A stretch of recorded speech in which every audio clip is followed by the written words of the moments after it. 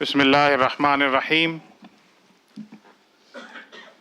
میں علامہ Iqbal open university کی جانب سے اپنے تمام مہمانوں بالخصوص مہمان خصوصی سینیٹر مولانا عبدالغفور حیدری صاحب ڈپٹی چیئرمین سینٹ کو یہاں آمد پر خوش آمدید کہتا ہوں۔ آج کے اس پروگرام کی صدارت شیخ الجامعہ پروفیسر ڈاکٹر شاہد صدیقی صاحب فرما رہے ہیں، میں ان کا بھی شکر گزار ہوں۔ آج کی اس قرآنک سائنسز سیمینار کا اہتمام Abdul Wadood centre for Quranic sciences Allama Iqbal open university نے کیا ہے۔ آج کی اس تقریب کا باقاعدہ آغاز تلاوت کلام مجید سے کیا جاتا ہے۔ ملک کے معروف قاری عبدالرحمن باز صاحب ہماری دعوت پر تشریف لائیں۔ میں ان سے ملتمس ہوں کہ تلاوت سے آج کی اس تقریب کا آغاز کریں۔ قاری عبدالرحمن باز صاحب۔ اعوذ باللہ من الشیطان الرجیم، بسم اللہ الرحمن الرحیم۔ ان الذین یتلون کتاب اللہ وأقاموا الصلاة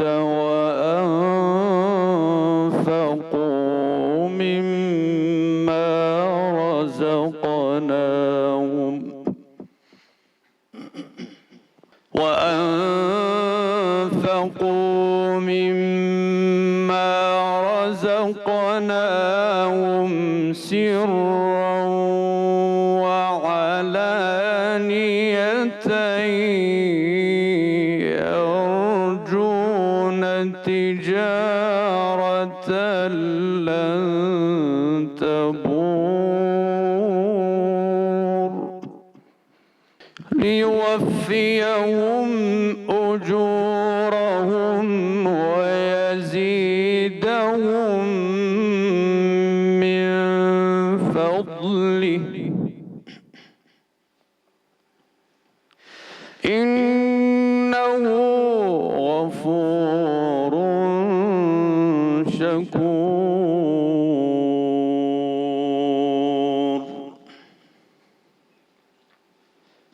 إن الذين يتلون كتاب الله وأقاموا الصلاة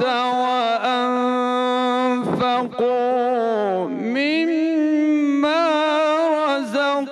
رزقناهم سرا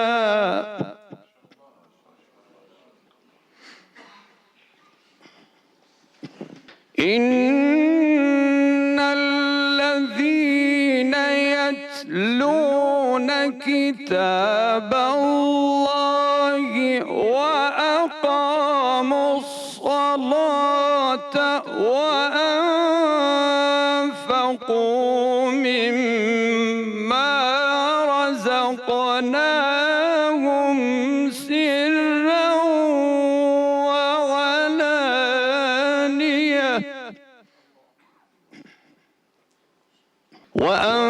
وأنفقوا مما رزقناهم سرا وعلانية يرجون تجارة لن تبور ليوفيهم أجورهم ويزيدهم من فضله إنه غفور شكور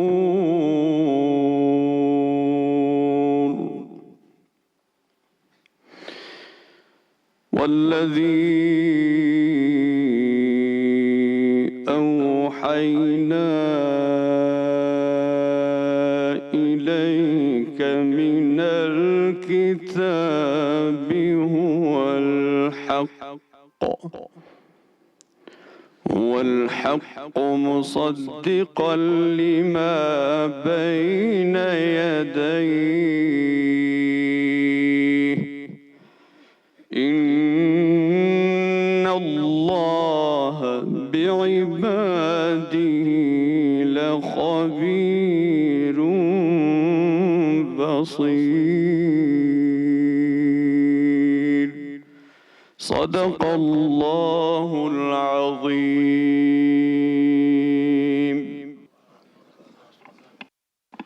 ماشاء اللہ قاری صاحب سبا قراءات کے قاری ہیں اور ہمارے روح کو اور اذہان کو گرما رہے تھے. اللہ تعالیٰ برکت عطا فرمائے ان کی زندگی میں اور ان کے فن میں. اب میں ملتمس ہوں ملک کی معروف نعت خواں جنہوں نے 2015 میں علامہ اقبال اوپن یونیورسٹی کے مقابلے میں پہلی پوزیشن حاصل کی اور پچھلے سال سما ٹی وی پر 10,000 لوگوں نے آڈیشن دیا اور اس میں ٹاپ پر آئیں. علینا نور صاحبہ، میں ان سے کہوں گا کہ وہ گلہائے عقیدت. دل الفت سرکار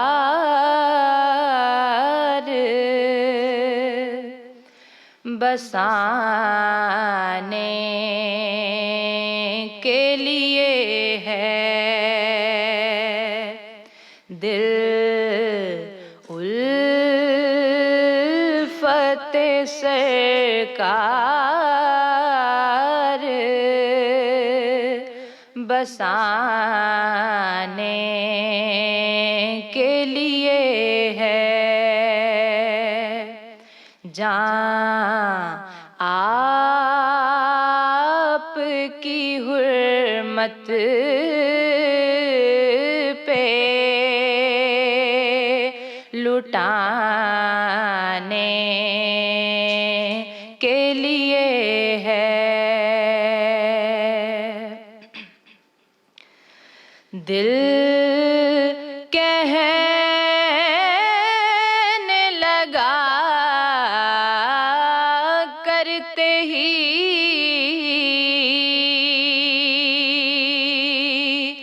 گنبد کا نظارہ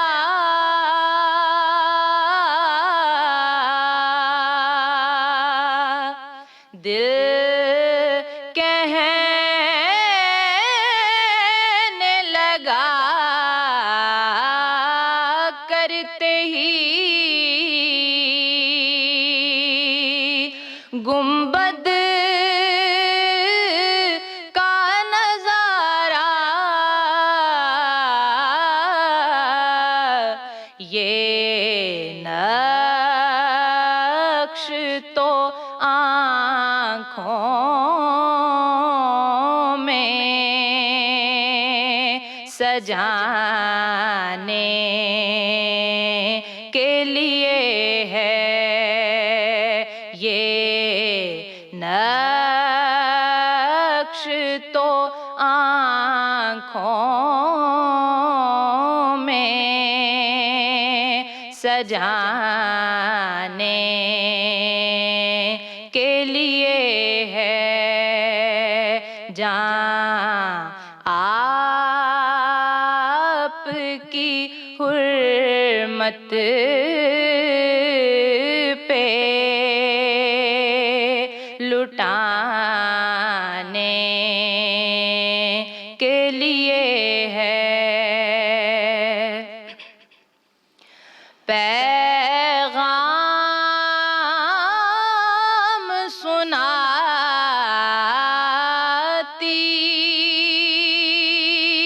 ہے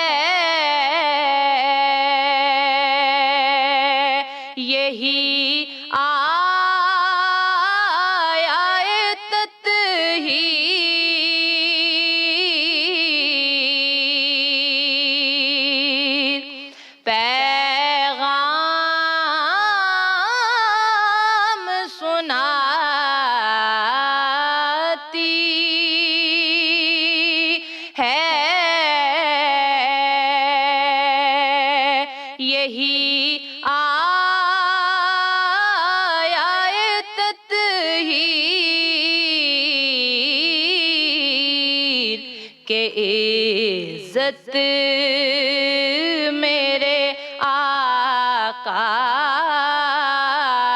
کے گھرانے کے لیے ہے، عزت میرے آقا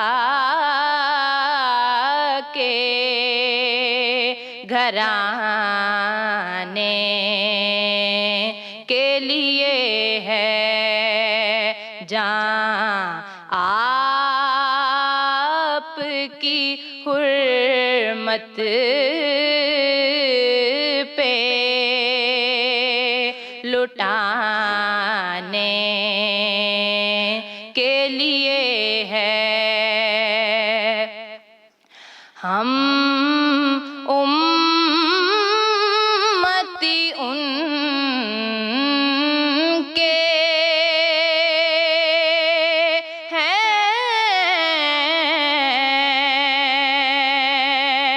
تو کیسے رہے محروم،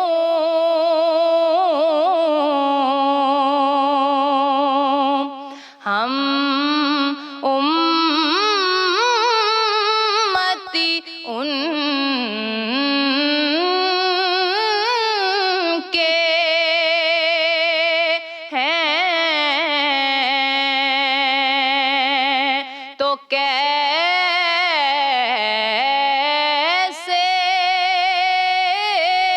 رہے محروم،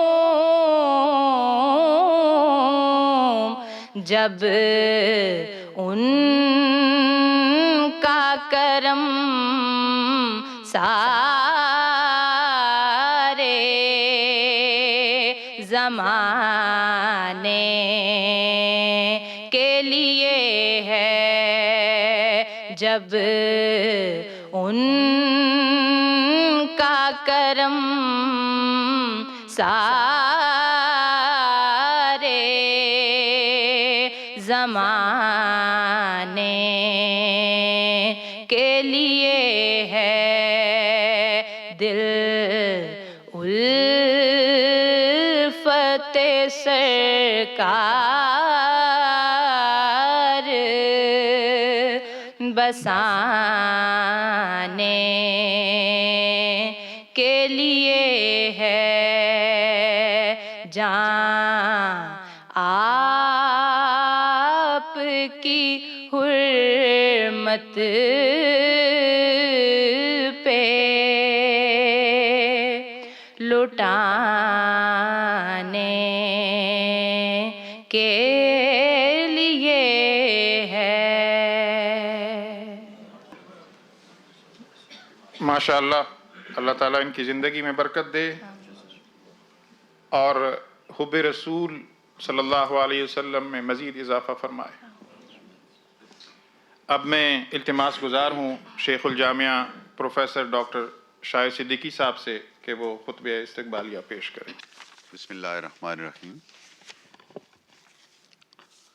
سب سے پہلے میں شکریہ ادا کرنا چاہوں گا ہمارے آج کے جو مہمان خصوصی ہیں جناب عبدالغفور حیدری صاحب کا۔ مجھے اندازہ ہے کہ ان کا اسکیجول بہت ہی وہ مصروف اسکیجول ہے اور انہوں نے وقت نکالا اور ہمارے پاس ہے، ہماری بڑی خوش بختی ہے، کیونکہ ان کی ایک پہچان ڈپٹی اسپیکر سینٹ ہے، لیکن اس سے بڑی پہچان ان کی اپنی شخصیت اور ان کا اپنا علم فضل ہے، اور کچھ لوگ ایسے ہوتے ہیں جو اپنے پوزیشن کی وجہ سے نہیں پہچانے جاتے بلکہ پوزیشن ان کی وجہ سے پہچانی جاتی ہے، تو میں ان کا شکریہ ادا کرتا ہوں کہ انہوں نے وقت نکالا ہمارے پاس آئے۔ علامہ اقبال اوپن یونیورسٹی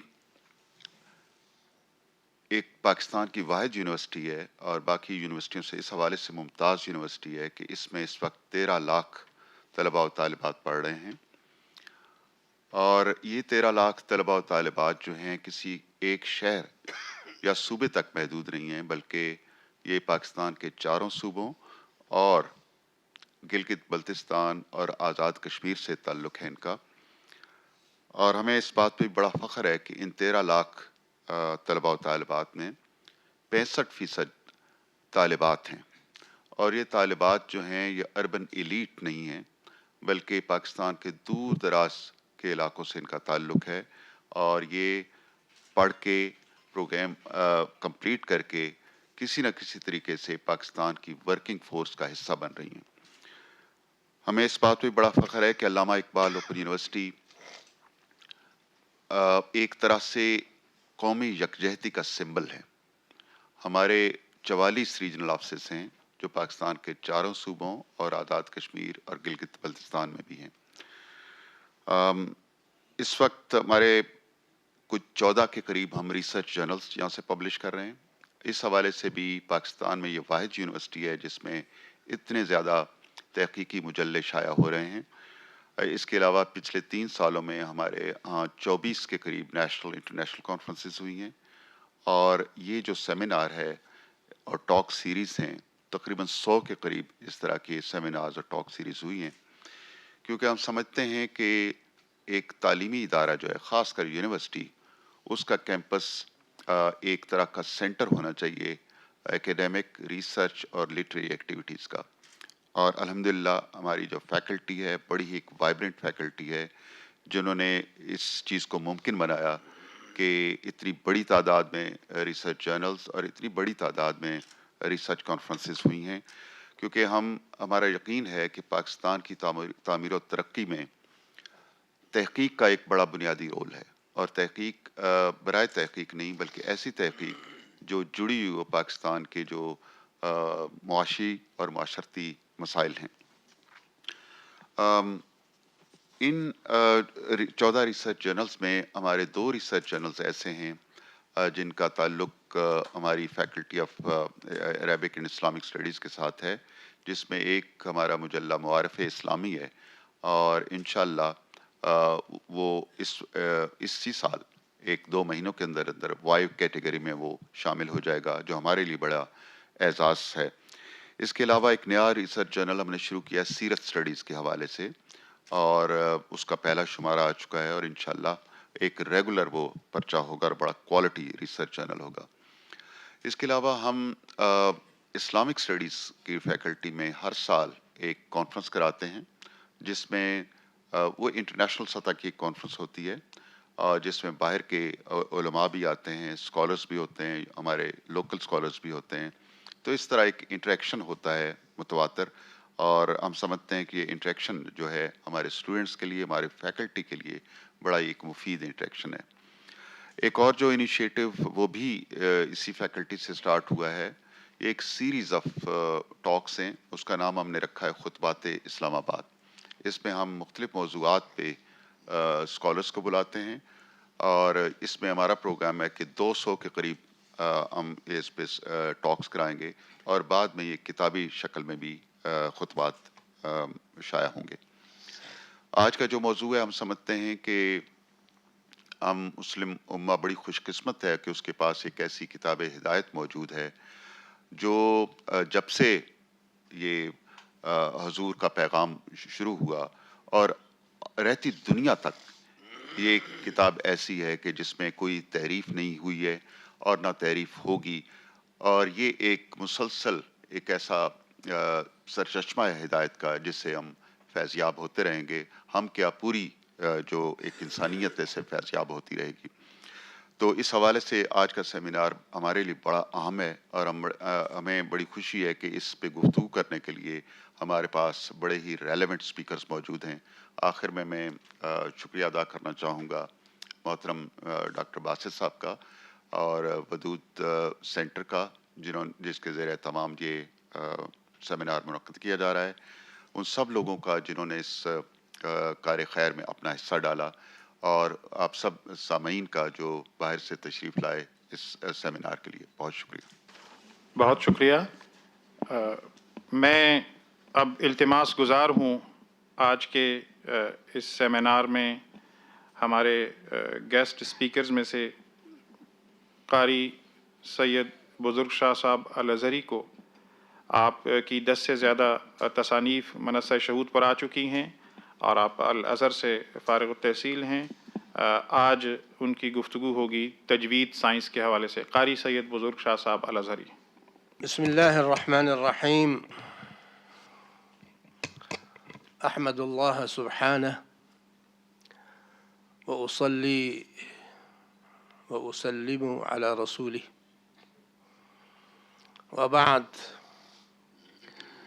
قال الله سبحانه في كتابه المجيد: أعوذ بالله من الشيطان الرجيم، بسم الله الرحمن الرحيم. الذين آتيناهم الكتاب يتلونه حق تلاوته أولئك يؤمنون به. وقال الذين كفروا لولا نزل هذا القرآن جملة واحدة كذلك لنثبت به فؤادك ورتلناه ترتيلا. وقال فإذا قرأناه فاتبع قرآنه ثم إن علينا بيانه. وقال الله سبحانه وتعالى قال هكذا ورتل القرآن ترتيلا. وقال ورتلناه ترتيلا. اہل دانش، اہل علم، خواتین و حضرات، بہنوں اور بھائیوں، میں اپنی گفتگو کا جو موضوع ہے تجوید، اس کی ابتدا امام احمد بن حنبل کے مجموعہ احادیث مسند احمد سے حدیث کے حوالے سے کے ذکر سے اس کا آغاز کرنا چاہتا ہوں۔ جناب سرور عالم صلی اللہ علیہ وسلم نے فرمایا کہ آدم سے لے کر مجھ تک، یعنی جناب سیدنا آدم علیہ السلام سے لے کر جناب محمد الرسول اللہ صلی اللہ علیہ وسلم تک 1,24,000 انبیاء دنیا میں مبعوث ہوئے،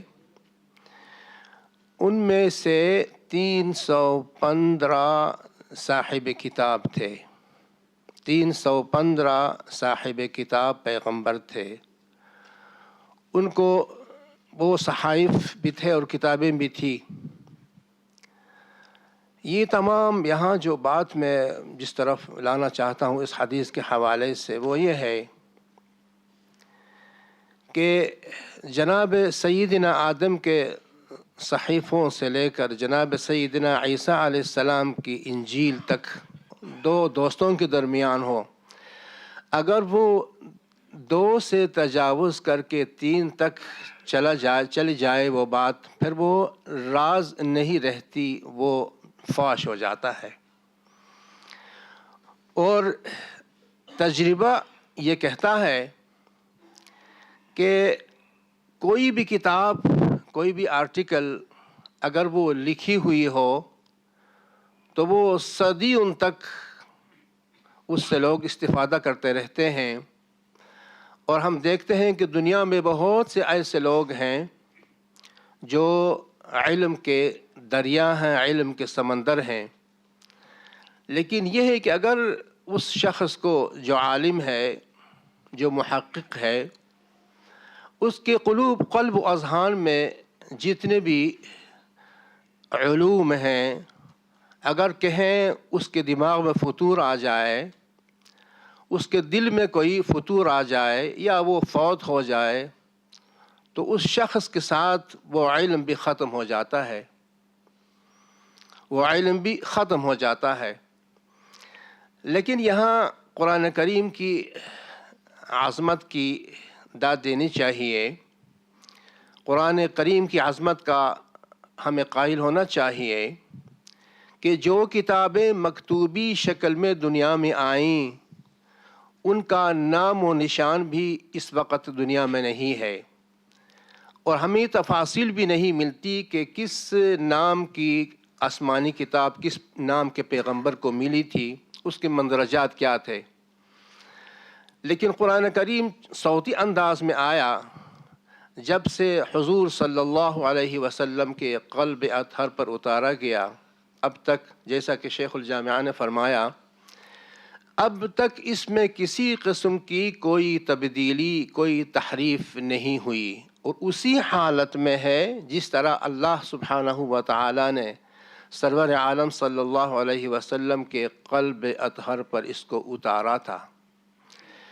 یہاں جب میں اپنے طلباء سے جب پوچھتا ہوں کہ قرآن کریم چونکہ صوتی انداز میں آیا ہے لہٰذا اس کا سب سے پہلا قاری کائنات میں کون ہے، تو وہ مجھے جواب دیتے ہیں خود اللہ سبحانہ و تعالی۔ اللہ تعالیٰ قرآن کریم کے سب سے پہلے قاری ہیں۔ اور پھر سلسلہ یوں شروع ہوا کہ اللہ سبحانہ و تعالیٰ نے اپنے قرآن کریم کی تلاوت خود فرمائی، جس انداز میں، جس شکل میں، جس ڈھنگ میں، جس طرز میں اللہ نے اس کی تلاوت فرمائی اسی طرح جبریل نے اسے سنا، اور اسی کیفیت کو، اسی آواز کو، اسی طرز کو، اسی لہجے کو، اسی ڈھنگ کو جناب جبریل نے سننے کے بعد حضور صلی اللہ علیہ وسلم کے قلب اطہر میں منتقل فرمایا۔ یہاں یہ بات پیش نظر رہے کہ اللہ کریم نے قرآن کریم کو تجوید سے پڑھا۔ تجوید کیا چیز ہے؟ میں تجوید کی میری کتاب میں نے اس کی جو ہے تعریف کی ہے کہ تجوید یہ ہے کہ سائنٹیفک اصولوں پر مبنی قرآن کریم کے الفاظ کو صحیح ادا کرنے کا نام تجوید ہے۔ یہاں یہ بات مترشح ہو رہی ہے کہ اللہ کریم نے قرآن کریم کو پڑھا تو تجوید کے ساتھ پڑھا، جناب جبریل نے قرآن کریم کو پڑھا تو تجوید سے پڑھا، جناب محمد الرسول اللہ صلی اللہ علیہ وسلم نے قرآن کریم کو پڑھا، اپنے صحابہ کو سنایا، اس کی تعلیم دی، پھر سننے کے بعد اس کی توثیق فرمائی تو تجوید کے ساتھ۔ ائمہ قراءات نے قرآن کریم کو پڑھا تجوید کے ساتھ۔ یہاں میں عرض کروں کہ کوئی بھی دعویٰ بلا دلیل ہو عدالت اس کو ایکسیپٹ نہیں کرتی۔ اس بات پر دلیل یہ ہے کہ اللہ کریم نے خود فرمایا کہ وَرَتَّلْنَاهُ تَرْتِيلًا، ہم نے قرآن کریم، اللہ فرما رہے کہ ہم نے قرآن کریم کو ترتیل سے پڑھا۔ اور پھر سورہ المزمل میں حکم ہوا کہ وَرَتِّلِ الْقُرْآنَ تَرْتِيلًا، قرآن کریم کو ترتیل سے پڑھو۔ اور ہمیں یہ بتایا گیا ہے، ہم دیکھتے ہیں کہ حکم جو ہے وہ وجوب کے لیے ہوتا ہے، حکم وجوب کے لیے ہوتا ہے۔ تو ترتیل تجوید جو ہے، تجوید کو قرآن کریم نے یاد کیا ترتیل کے ساتھ۔ ہمارے ہاں بر صغیر میں جتنے بھی مترجمین ہیں قرآن کریم کے، وہ کہتے ہیں کہ ترتیل کا مفہوم یہ ہے کہ قرآن کریم کو ٹھہر ٹھہر کر پڑھا جائے۔ لیکن طبرانی کی ایک روایت میں پیش کرنا چاہتا ہوں، وہ یہ ہے کہ جناب سیدنا علی کرم اللہ وجہہ سے سوال کیا گیا ایک وقت میں۔ سوال یہ تھا کہ الفاظ اس کے یہ ہیں طبرانی کی، سئل عن علی کرم اللہ وجہہ ما هو الترتیل فقال علی الترتیل هو تجوید الحروف ومعرفت الوقوف۔ حضرت جانتے ہیں ہمارے ہاں جو حجت ہے وہ اللہ کی جو ہے اللہ کا کلام ہے، اور پھر نبی کریم صلی اللہ علیہ وسلم کی ذات مبارک ہے، اور پھر صحابہ کرام کے اقوال، ان کے افعال ہمارے لیے حجت ہیں مسلمانوں کے لیے۔ تو ہم اس کو حجت مانیں کہ جناب سیدنا علی نے کہا کہ ترتیل جو ہے وہ دو چیزوں سے عبارت ہے، ایک حروف کو صحیح طور پر ان کے مخارج جتنے بھی ہیں، خواہ وہ رئتین ہوں، پھیپڑے ہوں، خواہ وہ گلا ہو، خواہ وہ ہونٹ ہوں، خواہ منہ کے اندر کا خلا ہو، خواہ وہ زبان ہو، خواہ وہ ہونٹ ہوں، خواہ وہ خیشوم ہو، یہ تمام کے تمام یہ جو ہے ایک اعضائے صوت ہیں، ان کا تعلق قرء سے ہے۔ القرء کا ایک مطلب یہ ہے کہ پڑھنا، یعنی قراءہ، اور دوسرا مفہوم یہ ہے کہ القرء بمعنی الجمع، یہاں پڑھنا مراد ہے۔ تو اللہ سبحانہ و تعالیٰ نے قرآن کریم کو تجوید سے پڑھا، جبریل نے تجوید سے پڑھا، حضور نے تجوید سے پڑھا، صحابہ نے تجوید سے پڑھا۔ تو ہمیں جو تجوید کے ائمہ ہیں اور قراءات کے ائمہ ہیں، ان میں سے ایک بہت بڑا نام ہے جناب محمد بن الجزری کا۔ وہ فرماتے ہیں کہ والأخذ بالتجوید حتم لازم من لم یجود القرآن آثم۔ فرماتے ہیں کہ قرآن کریم کو تجوید کے ساتھ پڑھنا لازمی بات ہے، نیسیسری اور مسٹ ہے کہ قرآن کریم کو تجوید سے پڑھا جائے۔ اور ان کا کہنا یہ بھی ہے کہ من لم یجود القرآن آثم، جو کوئی قرآن کریم کو تجوید کے ساتھ نہیں پڑھتا تو وہ اس کے گناہگار ہونے کا احتمال رہتا ہے۔ یہاں حضرات گرامی، جس طرح کہ فرمایا گیا کہ والأخذ بالتجوید حتم لازم من لم یجود القرآن آثم، اس کے بعد فرماتے ہیں کہ لأنہ، یہ دلیل ہے میری جو میں نے کہا تھا کہ اللہ نے تجوید سے پڑھا، جبریل نے تجوید سے پڑھا، یہ اس کی دلیل ہے۔ وہ فرماتے ہیں کہ لأنہ بہ الإلہ انزل، کیونکہ اللہ سبحانہ و تعالی نے اس قرآن کریم کے پڑھنے کو تجوید کے ساتھ نازل فرمایا، تجوید کے ساتھ نازل فرمایا۔ وَهَكَذَا مِنْهُ إِلَيْنَا وَصَلَ، اور اسی طرح تجوید کے ساتھ یہ قرآن کریم ہمارے پاس پہنچا ہے۔ وقت کم ہے اور باسط صاحب میرے طرف دیکھ رہے ہیں، ٹائم بھی جو ہے مختصر دیا گیا تھا ہمیں۔ میں تو ہمارے ہاں جیسا قاری صاحب نے کہا تھا کہ ہمارے ہاں پیریڈ جو ہے وہ 1 گھنٹے کا ہوتا ہے کم سے کم، لیکن یہ چون کے چند منٹ باہر کیف مجبوریاں ہوتے ہیں کہ کسی کا ایک وہ شعر بھی ہے کہ مذاق گفتگو بخشی تو پھر یہ بندشیں کیسی، باہر کیف مجبوریاں ہوتی ہیں۔ تو میں اس پر اسی پر میں گفتگو کو ختم کرتا ہوں۔ اللہ تعالی ہمیں توفیق دے کہ ہم قرآن کریم کو ہمارے جامعات میں، ہمارے مدارس میں، اور یہاں میں ایک بات بڑی معذرت کے ساتھ عرض کرتا ہوں، ہمارے یہاں میں نے ایک کتاب لکھی تھی، اس کا نام ہے قرآن بلا تجوید، اور اس میں نے گزارش کی تھی، میں نے تجزیہ کیا تھا کہ ہمارے ہاں 99% مسلمان قرآن پڑھنا نہیں جانتے تجوید کے ساتھ، 99%۔ اور میں بہت ہی معذرت کے ساتھ کہتا ہوں، ہمارے جو حکمران ہیں وہ قرآن پڑھنا نہیں جانتے، ہمارے جو وزرائے اعظم ہیں وہ قرآن پڑھنا نہیں جانتے تجوید کے ساتھ، ہمارے جو جامعات کے سربراہان ہیں قرآن پڑھنا نہیں جانتے، معذرت کے ساتھ یہ میرا تجزیہ ہے۔ اور پھر یہ ہے کہ یہی نہیں بلکہ ہمارے جو دینی مدارس ہیں، وہاں کے جو بڑے بڑے جو علماء ہیں، مفتیاں ہیں، معذرت کے ساتھ ان کو بھی تجوید سے قرآن پڑھنا نہیں آتا۔ یہ میرا تجزیہ ہے، یہ غلط ہے یا صحیح ہے، اب بہتر اس کو تجزیہ کر سکتے ہیں۔ ایک دفعہ میں ایک بات کر کے بات کو ختم کرتا ہوں۔ میں ایک پروگرام سن رہا تھا ریڈیو پاکستان سے، اس وقت ڈی جی تھے ہمارے ریڈیو پاکستان کے کیانی صاحب تھے، گیلانی صاحب سوری۔ تو ایک مولوی صاحب قرآن وہ تفسیر بیان کر رہے تھے، تو قرآن کریم کا جو حشر کیا تھا اس نے، تو وہ اتنا بھی نہیں تھا جس طرح کہ یوسف علیہ السلام نے کہ بھائیوں نے ان کے ساتھ کیا تھا، اس سے بھی وہ سخت تھا۔ پھر میں وہاں گیا، جانے کے بعد میں نے گزارش کی، ہاتھ جوڑا، میں نے کہا جی خدا کے لیے، میں نے کہا جی ایک قوم پر ایک مہربانی کریں گیلانی صاحب، وہ کیا ہے؟ میں نے کہا کہ جہاں آپ بلاتے ہیں علماء کو، میں کسی کا نام نہیں لے رہا کہ غیبت نہ ہو، میں نے کہا جی جہاں قرآن کریم کے لیے آپ تفسیر کے لیے یا بیان کے لیے آپ کسی کو بلاتے ہیں، لیکن ان سے قرآن نہ پڑھوائیں، باقی آپ یہ کریں کہ وہ جو بولتے ہیں بولنے دیں ان کو، باہر کیف۔ تو اس کے بعد پھر انہوں نے کافی ان کو یہ کوشش کی کہ بھائی ہمیں کیا کرنے چاہیے۔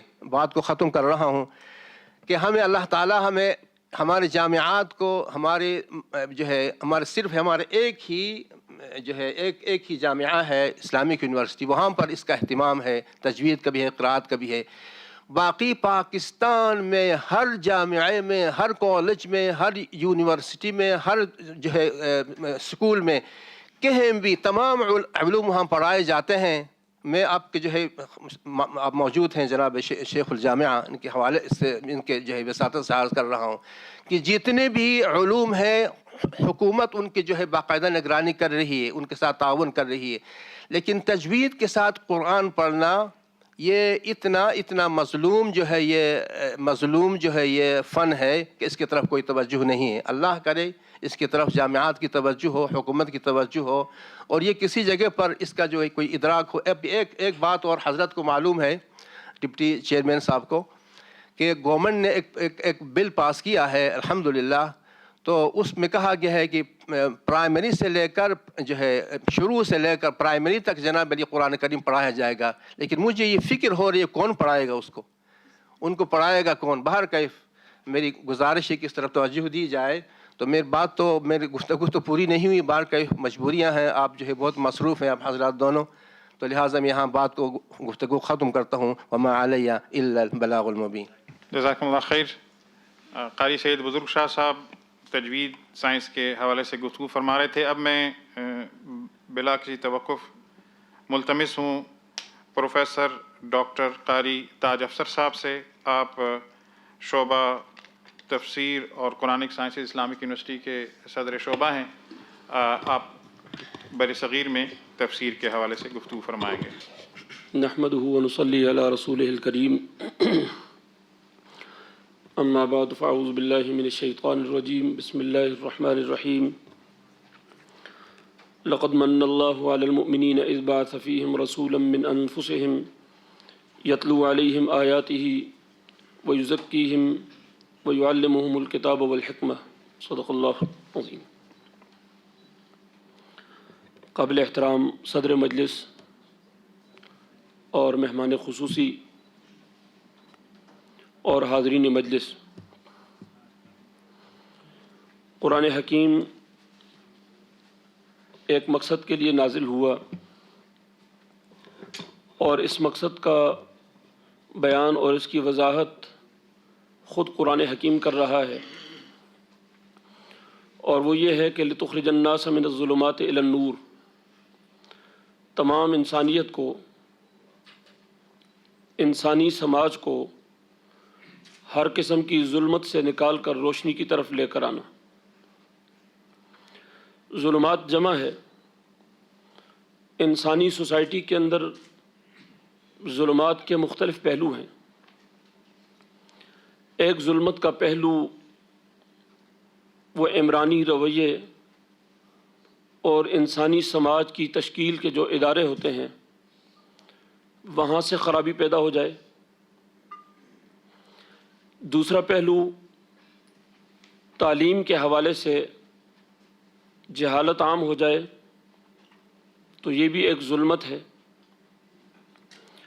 اور تیسرا پہلو یہ ہے کہ دل کے اندر اللہ کی محبت، اللہ کے رسول کی محبت کی بجائے دولت اور دنیا کی محبت، حب جاہ یا حب مال پیدا ہو جائے، تب ظلمت اور تاریکیاں پیدا ہو جاتی ہیں۔ تو جب نبی اکرم صلی اللہ علیہ وسلم کو مبعوث کیا گیا، آپ کے قلب اطہر پر قرآن حکیم نازل ہوا، تو اس ہدف کو حاصل کرنے کے لیے جو آیت کریمہ آپ نے سنی ہے، اس آیت کریمہ میں نبی اکرم صلی اللہ علیہ وسلم کے وہ اعمال کا ذکر ہے کہ جو آپ نے اختیار فرمائے اور جن کے ذریعے سے آپ نے صحابہ کی تربیت کی۔ پہلا جو شعبہ ہے وہ یتلو علیہم آیاتہ ہی ہے، قرآن حکیم کی تلاوت کا۔ اس پر تو آپ تفصیل سے گفتگو قاری صاحب کی سن چکے ہیں۔ باقی جو 3 شعبے ہیں اس میں ایک یزکیہم کا شعبہ ہے کہ دل کی صفائی، اس کے اندر سے حب مال اور حب جاہ نکال کر اللہ کی اور اللہ کے رسول کی محبت پیدا کرنا۔ نبی اکرم صلی اللہ علیہ وسلم نے یہ کیا۔ قرآن کی آیت کا ترجمہ یہ ہے کہ اللہ نے احسان کیا ہے مسلمانوں پر ایک رسول بھیج کر کہ وہ رسول ان میں آیات کی تلاوت کرتے تھے، ان کا تزکیہ نفس کرتے تھے، ان کو تعلیم کتاب دیتے تھے، اور ان کو حکمت کی تعلیم دیتے تھے۔ تو یتلو علیہم آیات ہی کے حوالے سے تو آپ نے گفتگو سنی۔ نبی اکرم صلی اللہ علیہ وسلم نے دوسرا جو کام کیا وہ تزکیہ نفس کیا، باطنی تزکیہ کیا، اور تیسری جو بات ہے وہ آپ نے تعلیم کے ذریعے سے انسانی عقلوں کے اندر جو خرابی پیدا ہو گئی تھی جہالت کے اعتبار سے، انسانی حقوق سے جو لا علمی پیدا ہو گئی تھی، اس کا علاج کیا۔ یعلمہم الکتاب، یہ دوسرے طریقے سے ظلمت کو دور کرنا تھا۔ اور جو آخری طریقہ ہے وہ حکمت عملی، کہ اس قرآن حکیم کی اساس پر انسانی سماج کی تشکیل نو کیسے کی جائے کہ وہ سماج فساد کی بجائے اصلاح کا مرکز بن جائے، نفرتوں کی بجائے محبتوں کا مرکز بن جائے، تنزل کی بجائے ترقیات کا مرکز بن جائے۔ اس کو قرآن حکیم نے حکمت سے تعبیر کیا۔ چنانچہ نبی اکرم صلی اللہ علیہ وسلم نے یہ کام کرتے ہوئے کچھ ارشادات فرمائے، کچھ اعمال کیے، اور کچھ ہوتے ہوئے دیکھے اور آپ ان پر خاموش رہے، ان کی خاموش تصدیق کی۔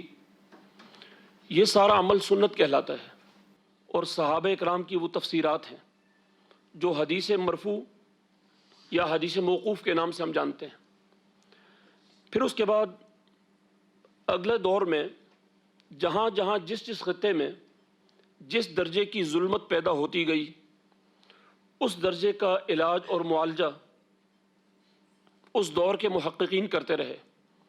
چنانچہ ایک دور وہ تھا کہ جب قرآن حکیم کی تفسیر بلاغی انداز سے کی گئی، جس کے سرخیل اور محقق وہ علامہ زمخشری ہیں۔ ایک وہ دور ہے کہ قرآن حکیم کے جو اعراب ہیں، زیر و زبر، اس کی اساس پر مفہوم غلط بنتا ہے، اس کی اصلاح کے لیے علم نحو اور علم صرف وجود میں آیا۔ غلط نظریات کی تردید کے لیے علم الکلام وجود میں آیا۔ تو امام راضی جیسے محققین نے قرآن حکیم کی تفسیر غلط رویوں پر اور غلط نظریات پر تنقید کر کے قرآن حکیم کے اس پہلو کی بنیاد رکھی۔ یہ وہ ایک ایک شعبے کے محققین تھے کہ جن کے نتیجے میں انسانی سماج ظلمتوں سے نکل کر روشنی پر چلتا رہا۔ ہماری یہ غلبے کا عہد ختم ہوا اور ہم زوال میں چلے گئے۔ دوسرا جو ہماری تاریخ کا دور ہے وہ دور زوال ہے۔ اس دور زوال میں جہاں ہماری حکمرانی، ہماری فقہ کے وہ سوچنے کا جو انداز تنفیذی تھا وہ ہم سے چلا گیا، تو اس دور میں امام شاہ ولی اللہ صاحب دہلوی سے تفسیر کا وہ سماجی کردار جس کی اساس پر انسانی سوسائٹی کی جملہ ظلمتوں کو ختم کر کے اس میں نور کی اساس پر اس کو ترقی دی جائے۔ حضرت شاہ ولی اللہ صاحب دہلوی نے انسانی سماج کا تجزیہ کر کے قرآن حکیم کی بنیاد پر اس کی رہنمائی کی۔ قرآن حکیم کے الفاظ کا ترجمہ اور مختصر حواشی فتح الرحمن کے عنوان سے لکھے، مشکل کلمات کی تفسیر فتح الخبیر کے نام سے لکھی، اصول تفسیر کے اوپر الفوز الکبیر کے عنوان سے کتاب لکھی۔ اس کے ساتھ ساتھ حروف مقطعات پر ایک رسالہ لکھا، قرآن حکیم کے ترجمے کے اصول اور ضابطے کیا ہیں، اس کے اوپر المقدمہ فی قوانین الترجمہ۔ یہ چند کتابیں آپ نے تفسیری لٹریچر کے متعلق لکھی۔ اس بنیاد پر حضرت شاہ ولی اللہ صاحب نے سیرت نبوی کو بنیاد بنایا اور حضور کی سیرت قرآن حکیم سے اخذ کرنے کی، اور پھر سنت نبوی سے جو چیزیں ثابت ہوتی تھیں حضرت شاہ ولی اللہ صاحب نے اس کو بنیاد بنایا۔ صحابہ کی دور کی تفاسیر کو، وہ عملی تفاسیر ہوں یا قولی تفاسیر ہوں، ان کو بنیاد بنایا۔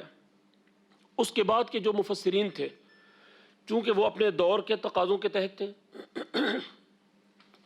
بلاغت کی روشنی میں تفسیر ایک دور کا تقاضا تھا، علم الکلام کے روشنی میں تفسیر ایک دور کا تقاضا تھا۔ ان قیل و قال سے نکل کر انسانی سماج کی جو احتیاجات اور ضروریات تھیں، بالخصوص سوسائٹی کا امن اور دوسرا سوسائٹی کی جو معاشی سرگرمیاں ہیں، اس کی اساس پر قرآن حکیم کی یہ تفسیر اور اس تفسیر کی طرف توجہ دلائی اور رہنمائی کی۔ اس دوسرے دور کے سرخیل اور بانی امام شاہ ولی اللہ صاحب دہلوی ہیں۔ تقریباً 350 سال سے زیادہ عرصے کی بات ہے۔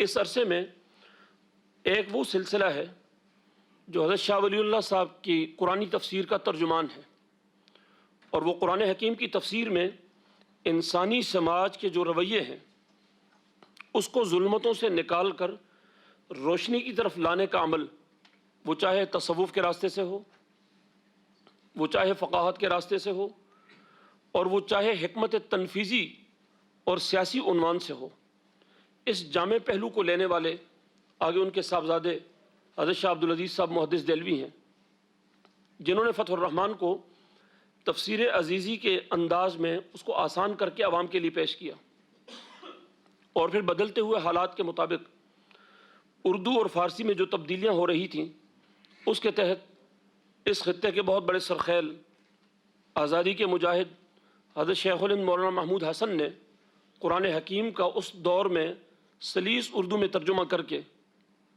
کچھ حواشی لکھے، جن کی تکمیل مولانا شبیر احمد عثمانی نے کی۔ تو یہ وہ اسلوب تھا۔ اس کے ساتھ ساتھ حضرت مولانا عبید اللہ سندھی جو انہی کے تربیت یافتہ تھے، انہوں نے اس اسلوب کی اساس پر قرآن حکیم کی سماجی رہنمائی کے تناظر میں تفسیر کی، اور اس کے بعد مولانا آزاد وہ بھی اس اجتماعی اسلوب اور جو سماجی اسلوب ہے انسانی سوسائٹی کی رہنمائی کا، اس کی اساس پر قرآن حکیم کی تفسیر کی۔ اور اس کے بعد پھر خواجہ عبدالحی فاروقی ہوں، مولانا احمد علی لاہوری ہوں، یہ وہ سلسلہ ہے کہ جو ایک ہی انداز سے بدلتے ہوئے حالات کی تعبیرات کے اختلاف سے بنیادی انہی اصولوں پر کاربند رہا ہے۔ اس کے ساتھ ساتھ کچھ ایسی تفاسیر بھی سامنے آئیں جو جزوی طور پر انسانی سماج کی وسیع تر تفاصیل کو مد نظر رکھے بغیر کچھ جزوی مفاد، یعنی مثلا قرآن حکیم کو اردو زبان میں کنورٹ کر کے دعوتی نقطۂ نظر سے، اصلاحی نقطۂ نظر سے تفسیریں کی ہیں، ایسی تفاسیر وجود میں آئیں۔ اور اس کے ساتھ ساتھ پھر ادبی پہلو یا کسی کا جو ذاتی ذوق تھا، کسی کا فقہی پہلو تھا، وہ بھی سامنے آتا چلا گیا۔ اس اعتبار سے ایک اس خطے کے اندر سر سید احمد خان مرحوم کا طریقہ تفسیر مشہور ہے، اور اس کو آگے چلایا علامہ حمید الدین فراہی نے، مولانا محمد امین اصلاحی نے، ان حضرات نے اس طریقے کو آگے چلایا، بنیادی طور پر کچھ چیزوں کے اختلاف کے ساتھ، اور ایسی چیزیں بالخصوص جن کا سائنٹیفک تجزیہ اور یورپ کی جدید تحقیقات کے تناظر میں ان پر سوالیہ نشان کے علاوہ یہ آج کے دور کی جدید تفسیرات ہیں۔ اس کے ساتھ ساتھ ایسی تفاسیر جن کے اوپر اصلاح کا پہلو غالب رہا، دعوت کا پہلو غالب رہا، اس میں تفہیم القرآن ہو، جس میں سلیس اردو کے تناظر میں قرآن مجید کی پچھلی تفاسیر کو ایک سہل اور آسان انداز میں پیش کیا گیا، معرف القرآن کی شکل میں اردو کے ساتھ ساتھ اصلاح کے نقطۂ نظر سے فقاہت کا پہلو ساتھ ساتھ چلتا ہے۔ تو اس طریقے سے مختلف تفاسیر کے ٹرینڈ وجود میں آئے۔ معروف عالم دین سینیٹر مولانا عبدالغفور حیدری صاحب deputy chairman senate of Pakistan سے التماس گزار ہوں کہ وہ اپنا خطبہ عطا کریں۔ الحمد لله الذي جعل صدورنا مشكاة لمصابيح الأنوار ونور قلوبنا بنور الإيمان، ونصلي ونسلم على حبيبنا المجتبى المختار وعلى آله وأصحابه الأطهار، أما بعد فأعوذ بالله من الشيطان الرجيم، بسم الله الرحمن الرحيم، الف لام میم ذلك الكتاب لا ریب فیہ، صدق اللہ العظیم۔ قابل صد احترام جناب پروفیسر ڈاکٹر شاہد صدیقی صاحب، وائس چانسلر علامہ اقبال اوپن یونیورسٹی، محترم جناب कारी शाह बुज़ुर्ग साहब अल अज़हरी, जनाब डॉक्टर ताज अफसर साहब, जनाब अब्दुल बासित साहब, ख़वातीन व हज़रात, मुअज़्ज़ज़ असातिज़ा किराम, तलबा अज़ीज़, मैं अपने लिए आज की इस बावक़ार तक़रीब में शिरकत बाइस एज़ाज़ समझता हूँ कि आप जैसे इल्मी शख्सियात की मौजूदगी में मुझे भी इस बावक़ार तक़रीब में शिरकत की दावत दी गई है। मुझसे क़बल जिस तरह इल्मी शख्सियात ने अपने अपने मौज़ूआत पे गुफ्तगू की और जिस तरह उसका हक़ अदा किया, यकीनन वो सब काबिल तहसीन है, काबिल सताइश हैं।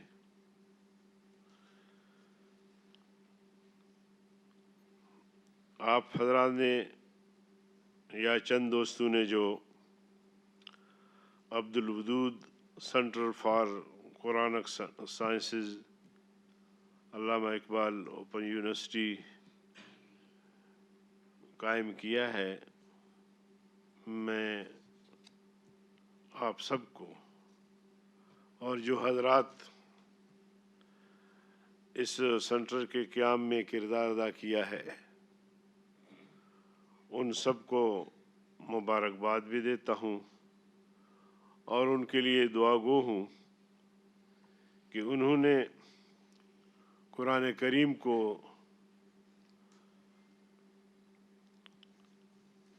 अपने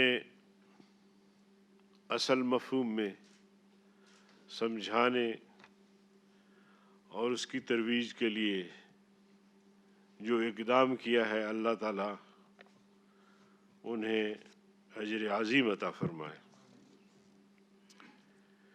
यहाँ ये बात भी सामने आई कि कुरान करीम को तजवीद से पढ़ा जाए। बिल्कुल बात इसी तरह ही है, लेकिन थोड़ी सी मैं गुजारिश इस ज़मीन में करना चाहूँगा कि पढ़ना तो चाहिए क़िराअत के साथ, तजवीद के साथ, मगर क़िराअत और तजवीद तक पहुँचने के लिए भी एक दरमियान का अरसा होता है। तो कहीं कोई ऐसा तासुर न लिया जाए कि जी अगर तजवीद के साथ कुरान पढ़ना नहीं आता तो फिर पढ़ना ही छोड़ दे। हाँ, पढ़ना ही छोड़ दे, नहीं, बल्कि उसके लिए कोशिश होनी चाहिए। मन जद्दा वजदा, और जिस किसी ने भी कोशिश की उस कोशिश का फल उसे मिला है, उसका नतीजा उसे मिला है। और हमने बहुत सारे ऐसे लोग भी देखे हैं जो मुशाहिदे में मिली हैं, देखने को मिली हैं कि बुढ़ापे में कुरान करीम पढ़ा नहीं था, बुढ़ापे में ख्याल आया और उन्होंने नाज़रा और एक आम मुदर्रिस से कुरान करीम पढ़ना शुरू किया। पढ़ते पढ़ते आखिर 2 साल, 4 साल, 5 साल में भी जाके नाज़रा कुरान करीम ख़त्म किया। बल्कि हदीस में यहाँ तक आता है कि जो झझक झझक के या अटक अटक के कुरान करीम पढ़ता है, उसका अजर दुगना है। تو یہ فضائل اپنی جگہ پہ ہے. قرآن کریم کے الفاظ جو ہے وہ اس کا اپنا ایک اجر ہے، لیکن اس کو بہرحال قرات کے ساتھ پڑھنا چاہیے. اگر قرات نہیں آتی تو سیکھنا چاہیے، لیکن دستبردار نہیں ہونا چاہیے کہ جب قرات نہیں آتی تو پھر. دوسری بات یہ ہے جی کہ ہم نے جو ملک حاصل کیا اس کا بنیادی مقصد کلمہ لا الہ الا اللہ تھا. تو یہ کلمہ لا الہ الا اللہ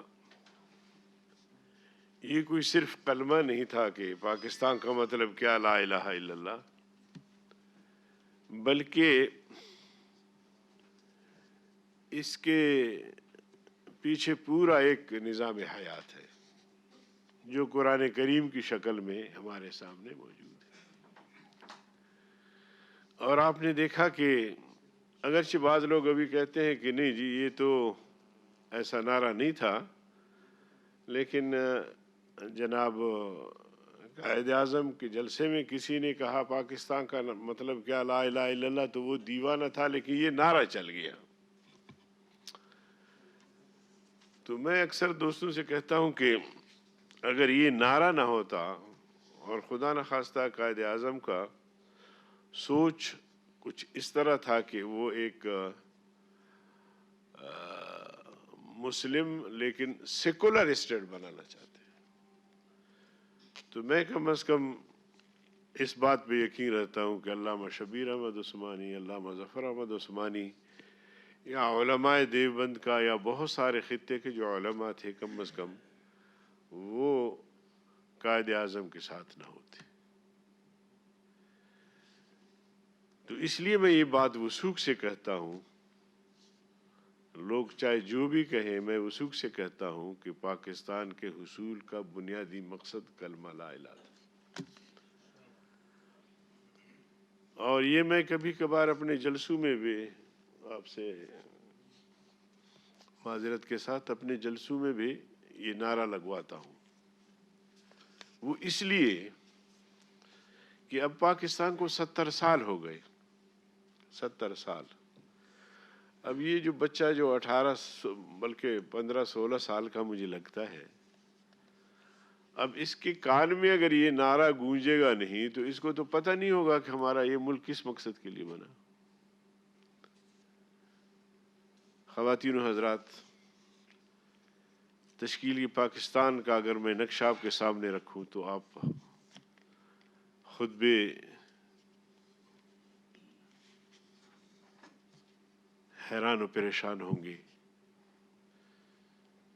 کہ کس طرح کی قربانیاں دی اس نعرے کے لیے مسلمانوں نے. پاکستان بنتے وقت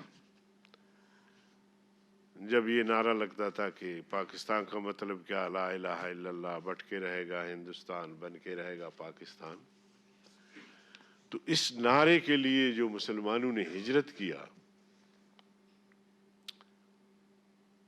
آگ و خون کے دریا عبور کیے. جن کے گھر تھے انہوں نے گھر چھوڑ دیے، اپنے قبرستان چھوڑ دیے، اپنی درگاہیں چھوڑ دی، مساجد چھوڑ دیے، زمین اور دکانیں چھوڑ دی، بلکہ بھائی بھائی بہن بہن الگ ہوئے. اور وہاں سے جب دلی سے مختلف علاقوں سے جب مسلمان یہاں کے لیے ہجرت کیا، یا آج جو بنگلہ دیش ہے اس وقت مشرقی پاکستان بن رہا تھا، کس حالت میں یہاں پہنچے. والدین نے اپنے بیٹوں کو خون میں لت پت دیکھا اپنے سامنے، اپنی بچیوں کے ساتھ، خواتین کے ساتھ جو کچھ ہوا وہ ناقابل بیان ہے. ایک مقصد سامنے تھا، وہ سمجھتے تھے کہ یہ قربانی بھی اس مقصد کے لیے، اس نعرے کے لیے کم ہے. ماشاءاللہ، بہت شکریہ مولانا عبدالغفور حیدری صاحب. آپ نے اس ملک کی اساس کی بات کی، اور اس ملک کی اساس کلمے کی بنیاد پر اور ہماری ذمہ داریوں پر گفتگو کی. ہم سب آپ کے شکر گزار ہیں. اب میں التماس گزار ہوں محترم شیخ الجامعہ سے کہ مہمانوں کو یونیورسٹی کی یادگاری شیلڈز عطا کریں.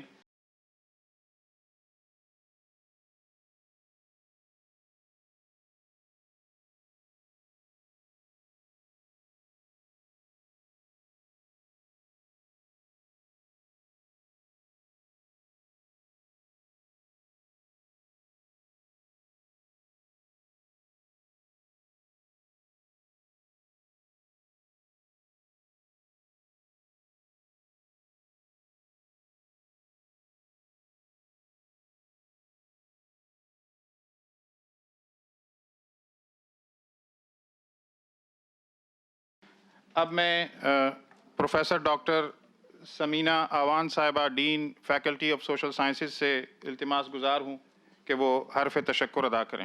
بسم اللہ الرحمن الرحیم. ثروت مندی کا احساس ہو رہا ہے کہ مولانا صاحب تشریف لائے، اور یہ غالب حقیقت ہے کہ جب تک آپ جیسے مقتدر لوگ ان جامعات کے ساتھ ایک کنٹینیوس انٹریکشن نہیں کریں گے، ہمارے اندر 70 سال کے بعد بھی آپ کو بہت ساری ایسی چیزیں نظر آتی رہیں گی جو آپ کی خصوصی توجہ کی مستحق ہیں.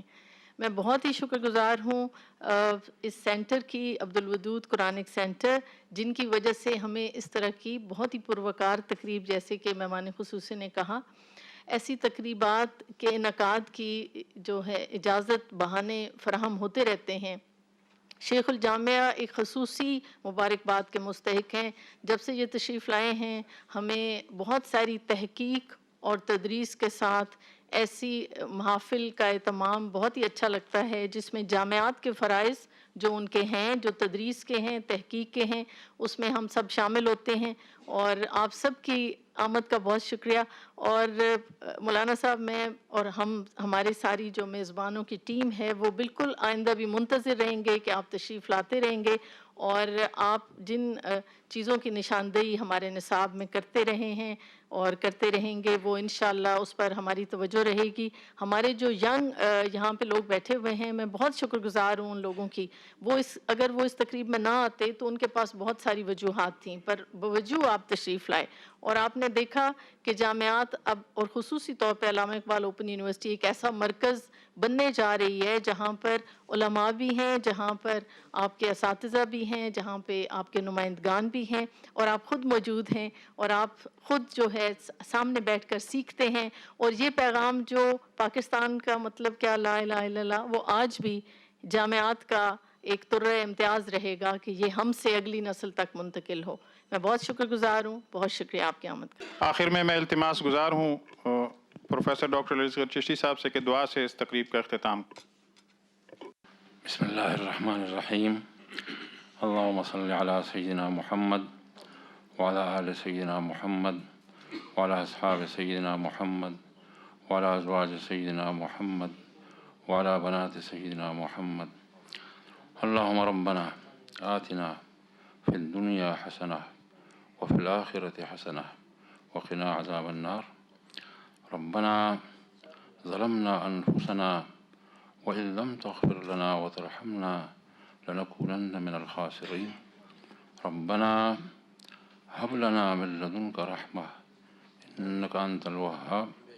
ربنا تقبل منا إنك أنت السميع العليم وتب علينا إنك أنت التواب الرحيم. وصلى الله تبارك وتعالى على خير خلقه محمد وآله وصحبه أجمعين.